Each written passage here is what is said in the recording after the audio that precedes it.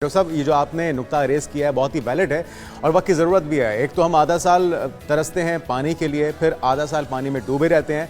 ये recharge system कैसे यकीनी बनाया जाए, क्योंकि आप जिस चीज़ की निशानदेही कर रहे हैं, कंक्रीट के जंगल बना दिए गए, शहरों को हर तरह से जो नेचुरल एक सॉइल होती है उसके ज़रिए नेचुरल रिचार्जिंग का जो अमल है वो रुक चुका है। तो अब इसको किस तरह से यकीनी बनाया जाए, खासतौर पर लाहौर का जो ज़ेर ज़मीन पानी है उसकी सतह तो बहुत ही नीचे उठ चुकी है। जी अलवी साहब, थैंक यू वेरी मच। मेरा नाम डॉक्टर जाकिर सियाल है, मैं डायरेक्टर हूँ इरिगेशन रिसर्च इंस्टीट्यूट में। तो आप लोगों ने माशाल्लाह एक बहुत इम्पॉर्टेंट टॉपिक है जिसपे इसको टच किया है। तो ये रिचार्ज जो होता है, ये होता है कि जो सरफेस पे पानी है ये किसी तरीके से ज़ेरे ज़मीन चला जाए। इसके दो तरीके होते हैं। तो ये नेचुरल होता है, कुदरती तौर पे है, जो कुदरत का एक नेचुरल इकोसिस्टम है, बैलेंस है। जब बारिशें होती हैं पानी उनका ग्राउंड्स में, गलियों में और कच्ची जगह जो होती है वहां से नीचे सीप करके चला जाता है। इसको हम कहते हैं नेचुरल रिचार्ज। एक होता है आर्टिफिशियल रिचार्ज या मैनेज्ड एक्वीफर रिचार्ज, जिसमें ह्यूमन इंटरवेंशन करके हम किसी तरीके से मसनूई तरीके से उसको ज़ेरे ज़मीन पानी तक लेके जाते हैं और उसको छोड़ाते हैं वहाँ पे। इसको बोलते हैं हम आर्टिफिशियल रिचार्ज। इस पे पंजाब इरिगेशन रिसर्च इंस्टीट्यूट ने, इरिगेशन डिपार्टमेंट ने, हमारे मिनिस्टर साहब हैं, मिनिस्टर इरिगेशन, हमारे सेक्रेटरी साहब irrigation, they are very keen about it and they have taken this issue on the direction of Punjab government. तो हमने लाहौर में मुख्तलिफ जगह पे 6-7 पॉइंट ऐसे हैं जहाँ पे मुख्तलिफ बिल्डिंग्स हैं, उनका रूफ टॉप, उनका लॉन का पानी लेकर उसको फिल्टर करके उसको रिचार्ज कर रहे हैं। तो ये एक सिंपल टेक्निक है कि पानी को आप कलेक्ट करें, उसके लिए कंडीशन है कि वो पानी पोल्यूटेड ना हो। डॉक्टर साहब, ये भी बताएगा कि जो पानी दरियाओं का भी ओवरफ्लो हुआ, बारिशें बहुत ज्यादा हुई, वो पानी ओवरफ्लो हुआ, उसको भी क्या पहले क्लीन करना पड़ेगा, उसके बाद उसको इंजेक्ट करना पड़ेगा? क्योंकि दीगर ममालिक के अंदर पानी, अगर आप ज़ेरे ज़मीन पानी निकाल रहे हैं तो जितनी मिकदार में आप निकाल रहे हैं उतनी मिकदार में आपको इंजेक्ट भी करना होता है। वो बारिशों का पानी होता है या दरियाओं का पानी होता है। हमारे पास इस बार बेतहाशा पानी था जिसने हमारी बस्तियों की बस्तियां उजाड़ दी हैं। तो उसको इंजेक्ट करने के लिए, रिचार्ज करने के लिए क्या मैकेनिज्म पाकिस्तान के अंदर मौजूद है बड़े पैमाने पर? क्योंकि जिस तरह आप बता रहे हैं छोटे पैमाने पर तो काम हो रहा था, लेकिन सिर्फ लाहौर को नहीं, हमने देखा पिछले दिनों इस्लामाबाद में भी यही मसला दरपेश था। वहां पर भी ज़ेरे ज़मीन पानी की सतह बहुत हद तक कम हो चुकी थी और पूरे पाकिस्तान को इस वक्त ये मसला दरपेश है। हमारा थर का इलाका देख लें, दीगर बहुत सारे इलाके देख लें जहां पर पानी तो है ही नहीं है साफ पीने का और ज़ेरे ज़मीन पानी निकाला नहीं जा सकता। तो क्या मैकेनिज्म मौजूद है, कोई ऐसी स्ट्रेटेजी है जिसके तहत पानी ज्यादा से ज्यादा इंजेक्ट किया जा सकता है ज़ेरे ज़मीन? जी मैडम जी, ये दोनों मैकेनिज्म मौजूद हैं, रेन वाटर हार्वेस्टिंग की और फ्लड वाटर हार्वेस्टिंग की। पंजाब गवर्नमेंट का एक प्रोजेक्ट है, पंजाब इरिगेशन डिपार्टमेंट का, इरिगेशन रिसर्च इंस्टीट्यूट ने काम किया उस पे, हेड इस्लाम पे। वहाँ पे एक नहर है, ओल्ड मेलसी कनाल। फ्लड वाटर को हमने चैनलाइज किया है, उस नहर के अंदर ले गए। ये 15-20 किलोमीटर लंबी नहर है, 150-200 फुट चौड़ी है, 15-20 फुट गहरी है। तो it is big huge structure is available.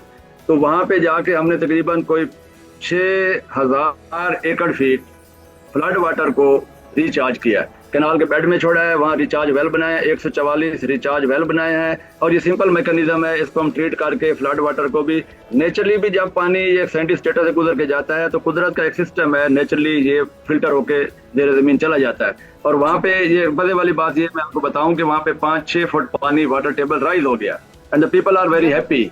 लोग दुआएं के वहाँ पे कि उनके जो नलके खुश्क थे वो उनमें पानी आना शुरू हो गया। और इसका एक बेनिफिट ये भी है कि ये एक तो फ्लड की इंटेंसिटी को किसी हद तक काम करने में मदद देता है और दूसरा ये ग्राउंड वाटर, ज़ेरे ज़मीन जहाँ ब्रैकिश पानी है उसकी क्वालिटी भी इंप्रूव कर देता है। तो ये मैकेनिज्म इज देयर। अगर मैकेनिज्म मौजूद है डॉक्टर साहब, फिर लाहौर में ये मैकेनिज्म क्यों नहीं अप्लाई किया जा रहा? जिस तरह से आप बता रहे हैं कि जमीन पक्की हो चुकी है, कंक्रीट से उसे तब्दील कर दिया गया है, तो इसमें ये काफी सारे महकमे हैं इस पे काम कर रहे हैं। मैंने तो आपसे शेयर किया है कि जो हमारे रिसर्च इंस्टीट्यूट ने, ये 1924 से इंस्टीट्यूट बना हुआ है and we are working out it. हमने पहले इस पे एक्चुअली अपना अलवी भाई, इसमें इशू ये है कि जो सिस्टम है इसको सस्टेनेबल बनाना बहुत जरूरी होता है कि 2 साल बाद, 3 साल बाद, 4 साल बाद ये सिस्टम चौक ना हो जाए। तो हमने जो सिस्टम डिजाइन किया है, हमने माशाल्लाह इसकी गारंटी दी है कि it will work for at least 20 years at least.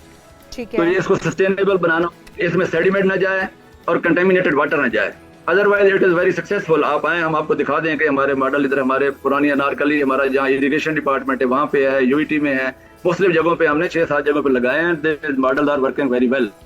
कुछ और डिपार्टमेंट भी हैं जो इस पे कर रहे हैं। और मेरी ये इसमें आपके चैनल के थ्रू ये मैसेज है कि it should be practised and it should be done by every individual. Her department काम करे, हर घर इस पे काम करे, BDS में अपना रोल प्ले करे, एकेडमी अपना रोल प्ले करे। डॉक्टर साहब, हम सब तो अपना अपना रोल प्ले कर रहे हैं, हुकूमती सतह पर क्या होना चाहिए? क्योंकि हम देखते हैं जिस तरह आपने जिनकी निशानदेही की है, कंक्रीट के जंगल बने, बिल्डिंग्स को तो अब मिसमार नहीं किया जा सकता, जो घर बन चुके हैं, सोसाइटीज बन चुकी हैं, उनका तो कुछ नहीं हो सकता, लेकिन जो मजीद आने वाले दिन है उनमें सोसाइटीज के जो प्लान्स हैं उनको रोका जा सकता है कि जितनी काश्तकारी की जमीन बच चुकी है, जो पानी अपने अंदर एब्जॉर्ब करने की कैपेसिटी रखती है, एटलीस्ट उसको छोड़ दिया जाए। अच्छा, दूसरा, जो हमारे फुटपाथ्स होते हैं जिनके ऊपर ग्रीन बेल्ट्स बनाए जाते हैं, हमने देखा कि रोड से उनको ऊपर रखा जाता है, जो कि दीगर ममालिक को अगर देखा जाए तो वो हमेशा रोड से नीचे रखते हैं जो ग्रीन बेल्ट्स होते हैं, ताकि रोड्स का पानी भी ग्रीन बेल्ट में चला जाए और फिर ग्रीन बेल्ट उसको अब्जॉर्ब कर ले, क्योंकि वो कच्ची जमीन होती है। लेकिन यहाँ पर थोड़ा सा तरीकाकार मुख्तलिफ है, पहले हम सड़कों को नीचे कर लेते हैं, ग्रीन बेल्ट्स को ऊपर कर लेते हैं, फिर वो पानी ग्रीन बेल्ट्स में नहीं जा पाता और यूं फिर हमें सीवरेज का सिस्टम भी हमारा बैठ जाता है। बिल्कुल, उसके बाद हमारी सड़कें जो है वो तालाब का मंजर पेश करती हैं। तो क्या हुकूमत को ये करना होगा फिलफौर कि एटलीस्ट जो ग्रीन बेल्ट्स हैं उनको रोड से थोड़ा सा लेवल उनका नीचे रखा जाए ताकि सारा पानी बहकर उनके अंदर चला जाए? जी मैडम जी, ये बहुत इंपॉर्टेंट नुक्ता है जिसपे आपने उठाया है, और काफी सारी लाहौर में अगर आप देखें तो जॉर्ज टाउन है, फैसल टाउन, इस इलाके में कुछ काफी सारी स्ट्रीट बेल्ट्स या ग्रीन बेल्ट्स हैं जिनका लेवल रोड से नीचे है। पहली बात तो है कि इनका लेवल रोड से नीचे होना चाहिए। दूसरी बात यह है कि दीज जो गैलरी, इनको हम कहते हैं रिचार्ज गैलरीज हैं, रिचार्ज पिट्स हैं, रिचार्ज ट्रेंचेज हैं, इनको हम थोड़ा सा परवियस कर दें।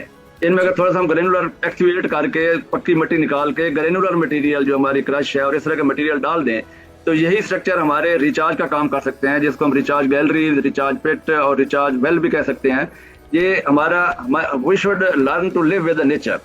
आपकी बात सही है कि हम फैक्ट्री को, इंडस्ट्रियल को, हाउसिंग सोसाइटी को, कॉलोनीज को नहीं रोक सकते, बट वी शुड प्रोवाइड, हमारे हर घर में, हमारे हर स्ट्रक्चर में, हमारे सड़क में, सीवरेज में, ड्रेनेज में, there should be provision for the rainfall harvesting and recharging it.